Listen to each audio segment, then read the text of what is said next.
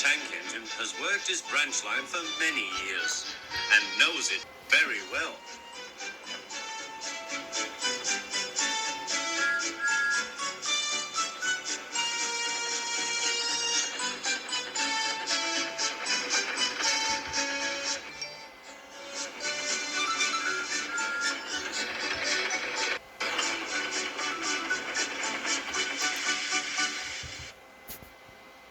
You know just where to stop, Thomas, laughed his driver.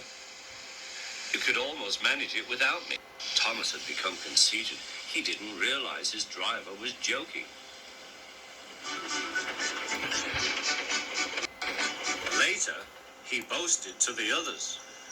Driver says I don't need him now. Don't be so daft, snorted Percy. I'd never go without my driver, said Toby earnestly. I'd be frightened. Huh, boasted Thomas. I'm not scared. You'd never dare. I would then.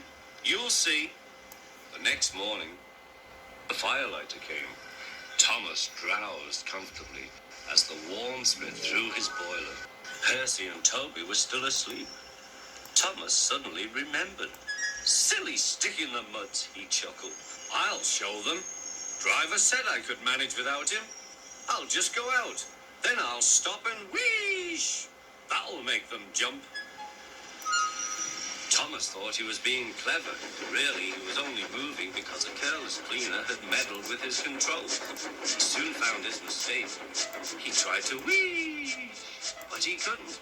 He tried to stop, but he couldn't. He just kept rolling along. He didn't dare look at what was coming next. There was the station master's house. The station master was about to have breakfast. Horrors! Cried Thomas and shut his eyes. The house rocked. Broken glass tinkled. Plaster was everywhere. Thomas had collected a bush on his travels. He peered into the room through its leaves. He couldn't speak. The station master was furious. His wife picked up her plate. You miserable engine, she scolded. Just look what you've done to our breakfast. Now I shall have to cook some more. She banged the door. More pasta fell. This time, it fell on Thomas. Thomas felt depressed. Workmen propped up the house with strong poles and laid rails through the garden.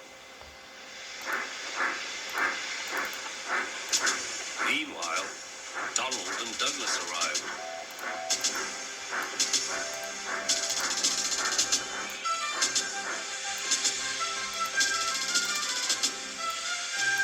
Bash yourself, Thomas.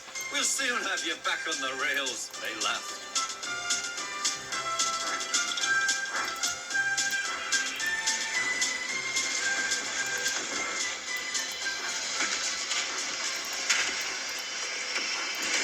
Donald and Douglas, puffing hard, managed to haul Thomas back to safety. Bits of fencing, the bush, and a broken window frame festooned his front, which was badly twisted. The twins laughed and left him. Thomas was in disgrace. There was worse to come. You are a very naughty engine. I know, sir. I'm sorry, sir. Thomas's voice was muffled behind his bush. You must go to the works and have your front mended. It will be a long job. Yes, sir. Meanwhile, a diesel rail car will do your work. The diesel, sir? Thomas spluttered. Yes, Thomas. Diesels always stay in their sheds till they are wanted. Diesels never gallivant off to breakfast in station masters' houses.